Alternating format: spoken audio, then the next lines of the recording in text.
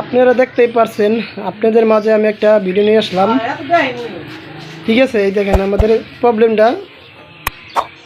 এই যে হোয়াইট আইছে, রেড আইছে, গ্রিন আইছে, এই যে ব্লু আইছে। আমাদের কালার কলম লাল নীল এরকম সমস্যা করে।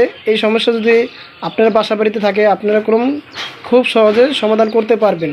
ঠিক আছে, এটা মেকার দ্বারা নেওয়া লাগে না, এটা হলো সুন্দরভাবে আপনারা পারবেন।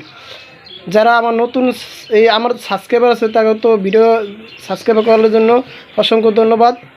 আর নতুন সাবস্ক্রাইবার জন্য আমি প্লিজ ভাই আমার চ্যানেলটা সাবস্ক্রাইব করে চ্যানেলের পাশে থাকবেন। আর আমি কাজটা নিয়ে আসি।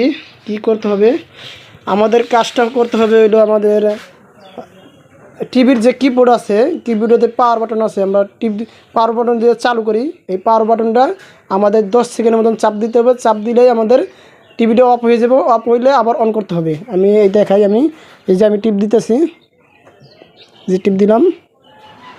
ও সরি, পাওয়ার বাটন চাপ পড়ে নাই, দাঁড়ান।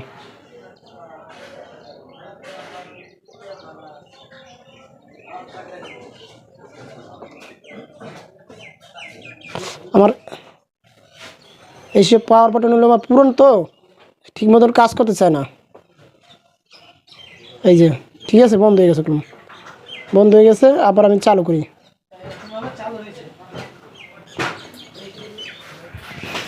আমাদের দেখতে হবে, লক্ষ্য করতে হবে যে জিনিসটা আমাদের চালু হওয়ার পর আবার রং দুটোর মতন আসেনি। যদি আসে, আমার পাওয়ার বাটন কলম আমার 10 সেকেন্ডের মতন পাওয়ার বাটন চাপলেই হবে। ঠিক আছে, এই যে আমাদের টিভিটা কলম সমস্যার সমাধান হইল। ভিডিও যদি ভালো লাগে অবশ্যই একটা লাইক, একটা কমেন্ট, একটা শেয়ার করবেন। ভালো লাগলে চ্যানেলটি সাবস্ক্রাইব করে চ্যানেলটির পাশে থাকবেন। সবাইকে ভিডিও দেখার জন্য অসংখ্য ধন্যবাদ। সবাই ভালো থাকবেন।